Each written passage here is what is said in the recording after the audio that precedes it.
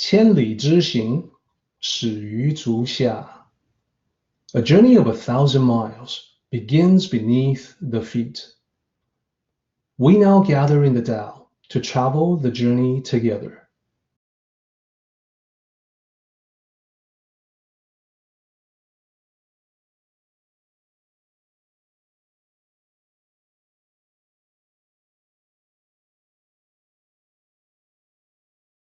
The order as presented in the Daodejing is the path of the Tao, the path of virtues, and the path of loss.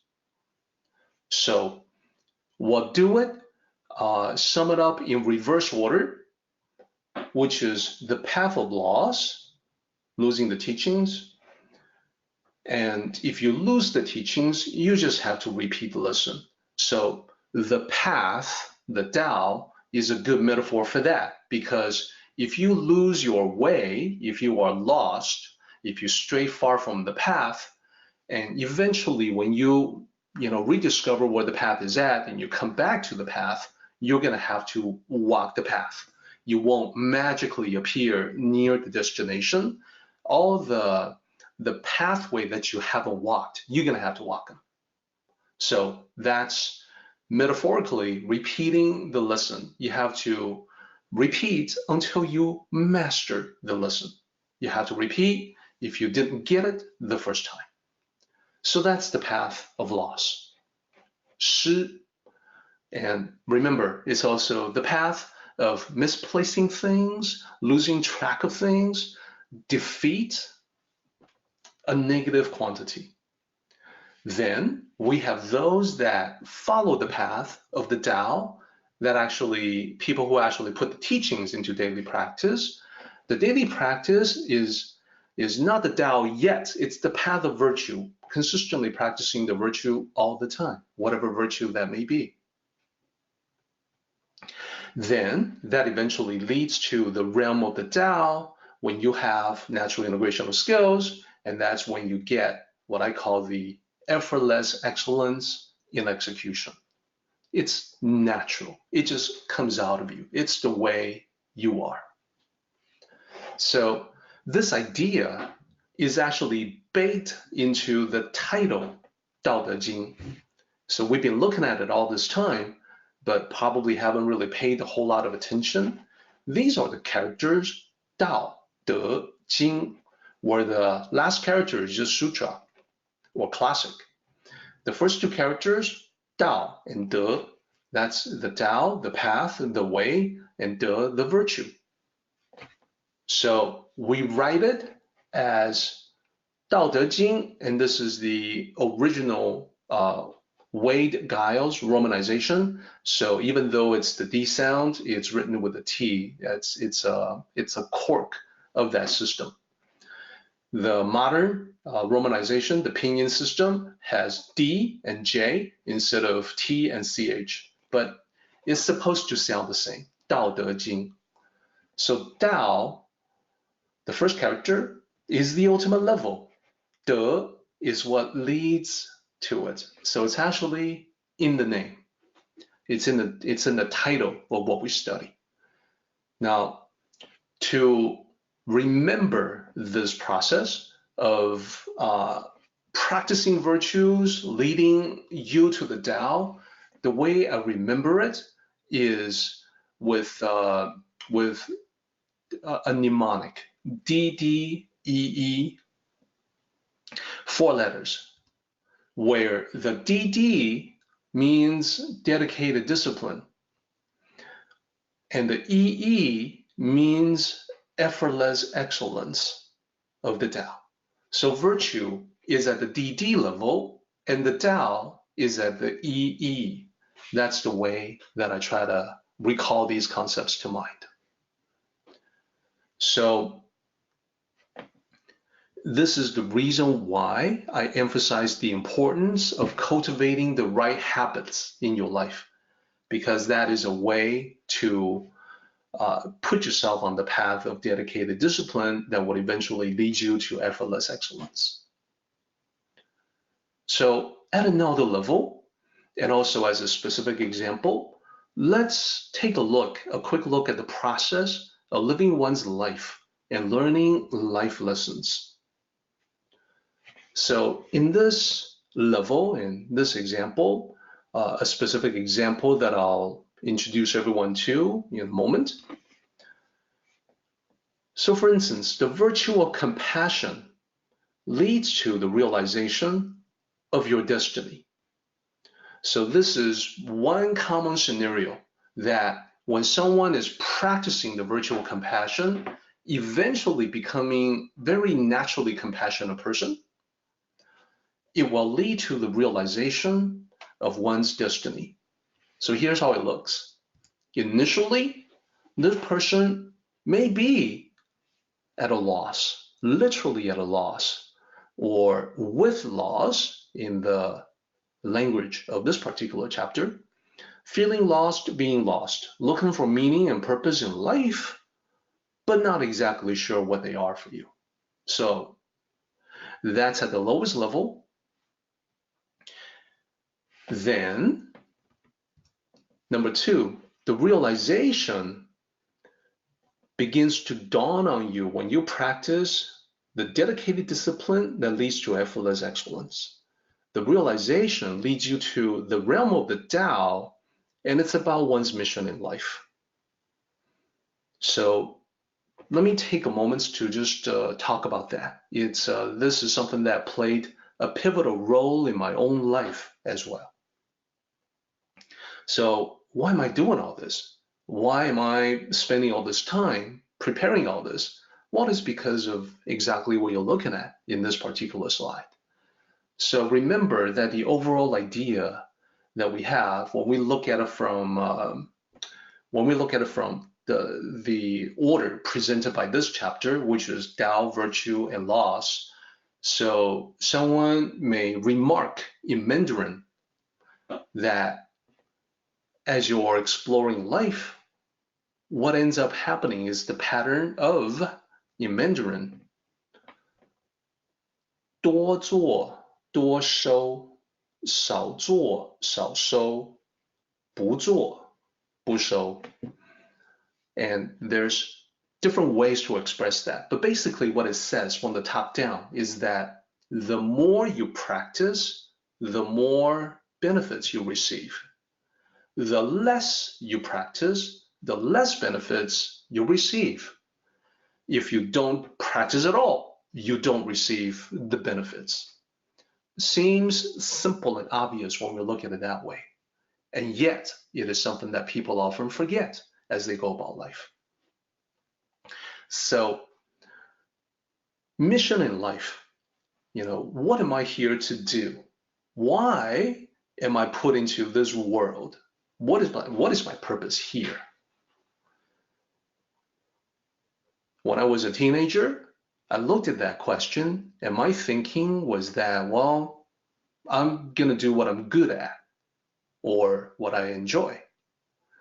And when I ask teenagers that same question, their answers are very similar to the answer that I gave when I was their age. They have this aspiration of becoming perhaps a cyber athlete. Why? Because that way they can be playing games all the time and make a living at it. So I had to tell them that this is not likely to be their mission in life. And they may say, but I'm really good at it. And I'll tell them that your mission in life is not necessarily what you're good at or what you enjoy, like video games. Rather, the things that you are good at, whatever that is, maybe you have musical aptitude, maybe you have artistic talent, maybe you are good at certain things, you have skills. The things that you are good at, the things that you enjoy, those are the things that contribute to your mission. So the mission is not those things, but those things will enhance the mission.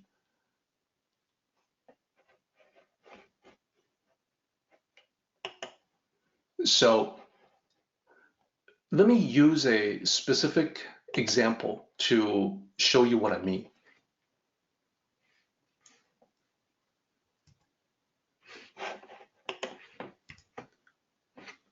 the example that I'm using is from Andre Agassi, and you may know that he is one of the tennis greats. And Andre Agassi wrote an autobiography called Open. So if you know something about tennis, you know that tennis matches, tournaments, is the French Open, so that's one level of meaning. And the other meaning, of course, is that he wants to present his life as an open book. So he is being open. He talked about his life. He was a tennis prodigy growing up.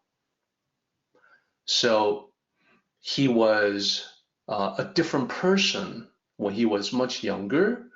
And later on, he definitely went through a transformation. So this is what he looked like in his younger days.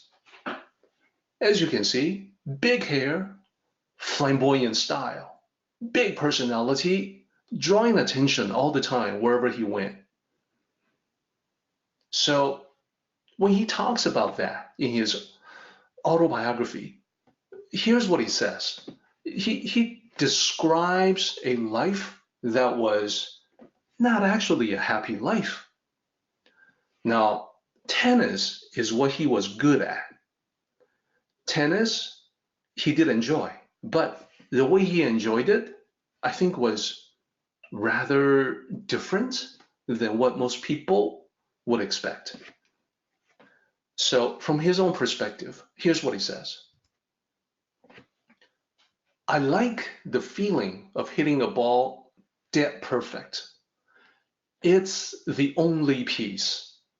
When I do something perfect, I enjoy a split second of sanity and calm. So I like everyone to note the split second there. This is actually very accurate because for most of his existence back in his younger days, he was actually more miserable than happy. His victories from the tennis courts did not bring him lasting sanity and calm. It's what he was good at, but it wasn't his mission in life. So he went through a lot to get to where he ended up. At the time of publication of his autobiography, this is a more recent picture of what he looked like. So, the big hair is gone. Yeah, you can see that. He is much more at peace than he was before. So, what changed? Well, with the fame and wealth he won from tennis, he began to do a lot of charity work. He began rather informally with a friend, with someone he knew. One of his favorite restaurants during his touring days was located at 74th and 1st Street in Manhattan. It's an Italian restaurant. Andre Agassi was a regular, and he became close friends with the manager working at the restaurant, Frankie. Not the owner, the manager. So at one point, because they were close friends, they're just chatting about life, chatting about family, chatting about everything. Frankie, the manager, expressed to Andre that he was worried about financing college education for his kids. This is a common problem with the economy, with the cost of living. Oftentimes, many parents, even those who are gainfully employed, are worried about the possibility of college education. Many people choose to skip it. In Frankie's case, he really wanted his kids to go to college, but then he didn't know where the money was going to come from. So that's why he was worried. So not long after that conversation, Andre Agassi set aside his earnings from Nike to pay for the education of Frankie's kids. So here's what he said about that. Helping Frankie provides more satisfaction and makes me feel more connected and alive and myself than anything else that happens in 1996. So in 1996, he was a star.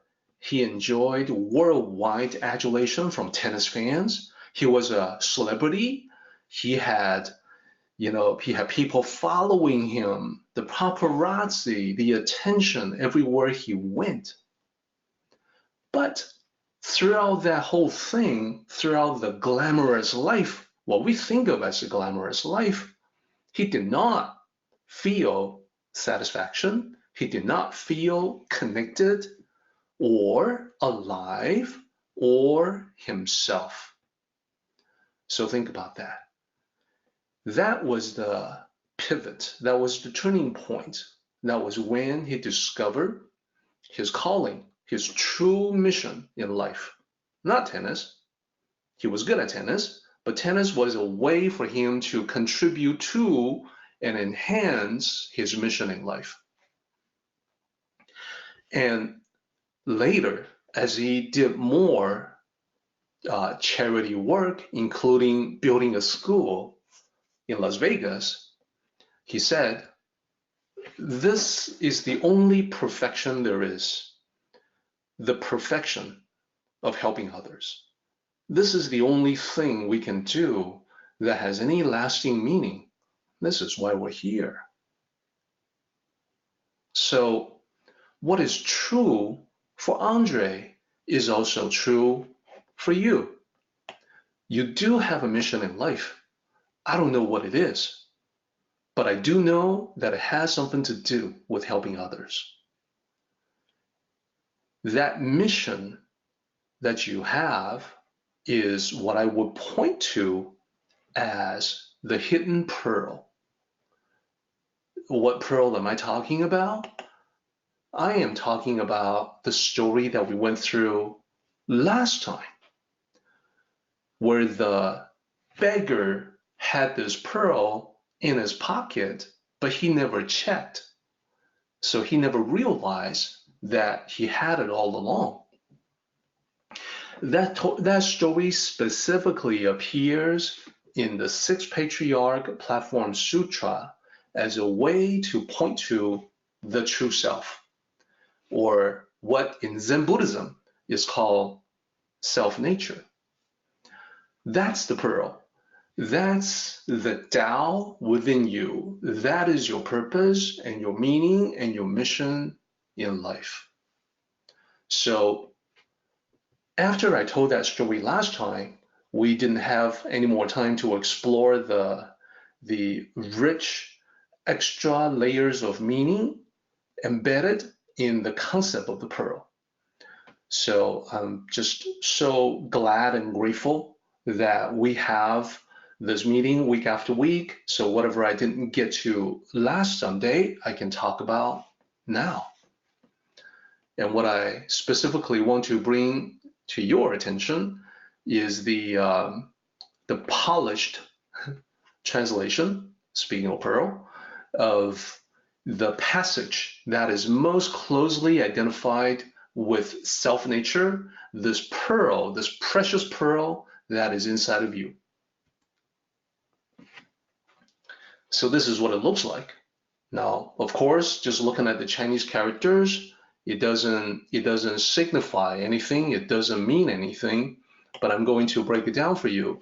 This is something that I have talked about before, but I think never at this particular level of detail. But I think it's so powerful. It's something that I personally have benefited tremendously from. So I do want to make sure that everyone gets into it as well. And it's closely tied to this particular chapter of the Daodejing. So what are all these characters? Let me break it down for you.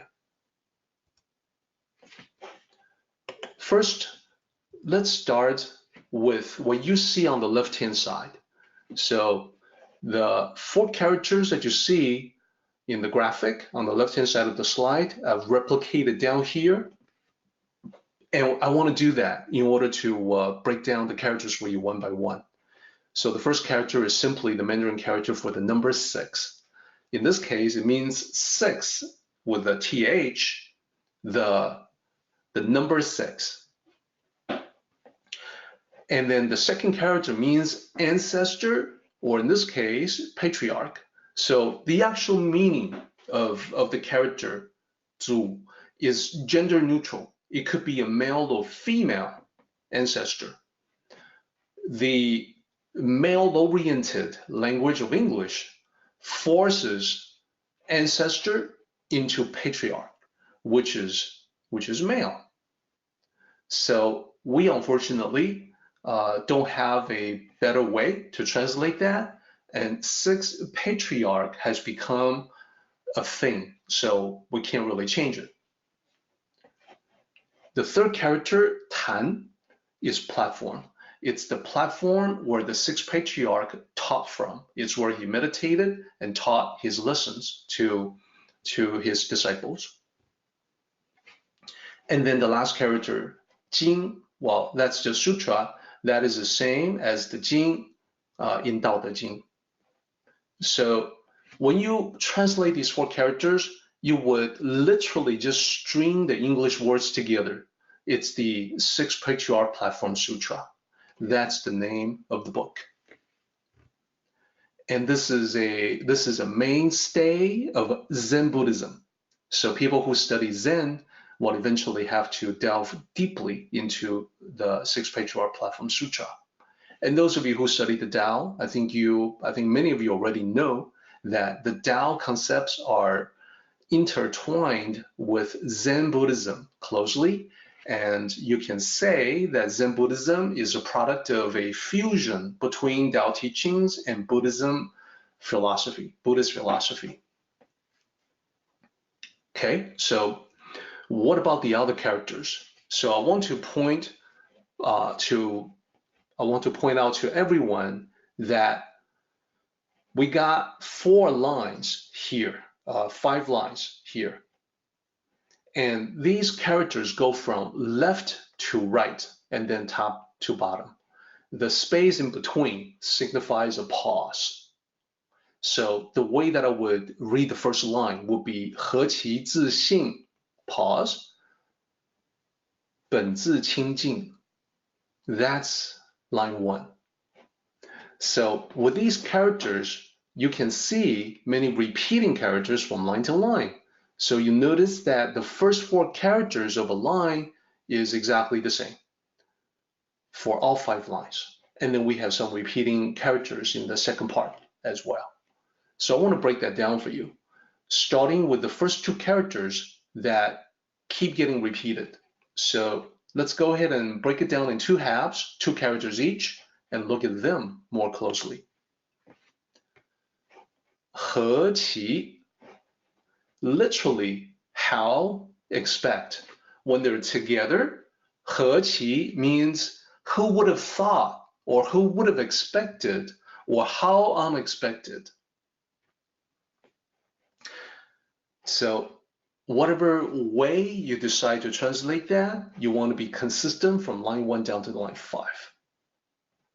Then what about 自信? What about 3rd and 4th characters? Well, that's actually the important thing. 自 is self, 性 is nature. So to translate that, again, you will literally string the English words together. You will simply say self-nature. Self-nature means the true self. True self can be seen as the soul, but it is not exactly equivalent to the soul.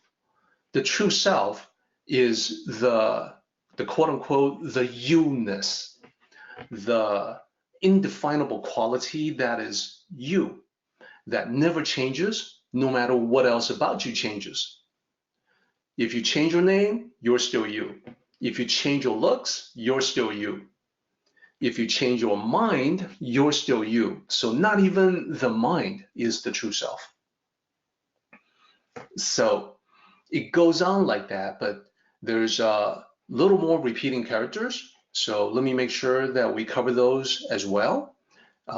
And I will provide you with the latest polished, finalized translation of these lines before we take our mid-meeting break. And I think you will agree that these are important things to keep in mind. So first, let's take a look at the right-hand side. There's a bunch of repeating characters as well. So on the second part of it, you can see the first character of the second part is repeating 4 times, 4 out of 5 lines. What is that? But it means original. Originally, it's, you know, how things used to be. Originally, that's the basis. That's the fundamental reality of whatever we're talking about. In this case, we're talking about self-nature.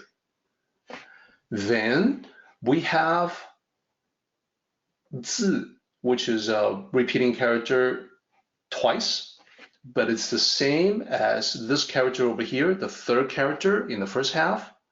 So in this case, it's a reference to itself. So what is the self that it's referencing? It's referencing the self-nature.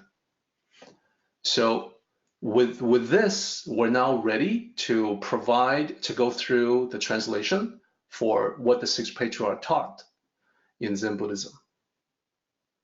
So the bottom part of it is where we will do the translation one by one.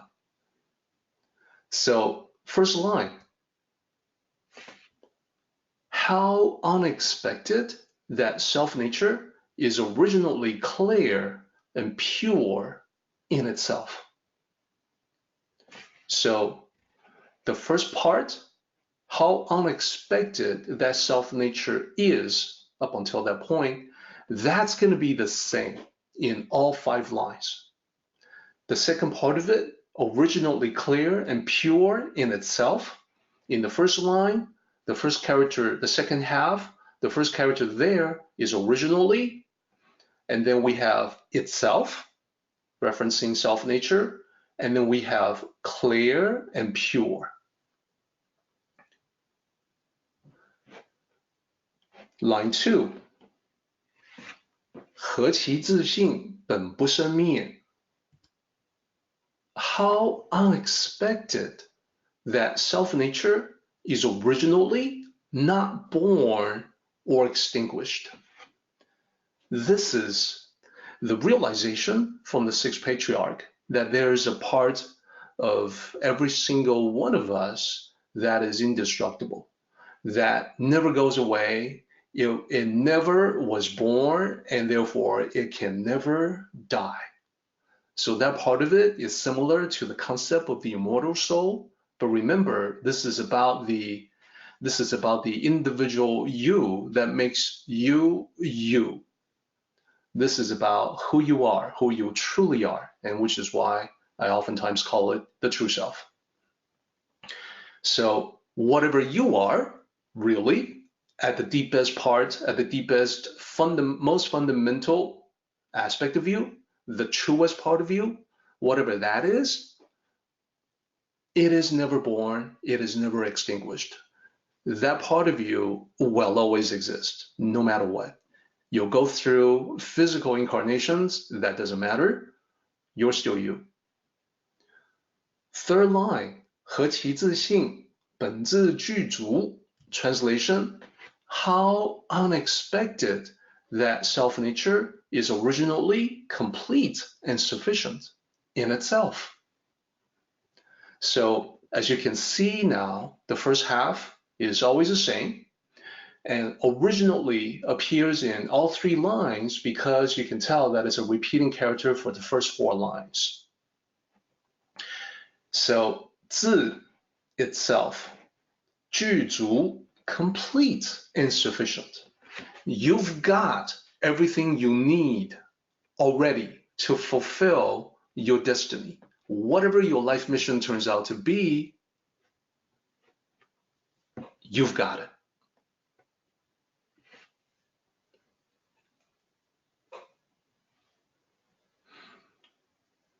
So, a couple more lines to go. I want to complete them, and then we will take our break. So, apologies for the later than usual break, but I think it's worthwhile for us to get the whole picture. Line 4, how unexpected that self-nature is originally not moved or shaken. In the original, 本无动摇.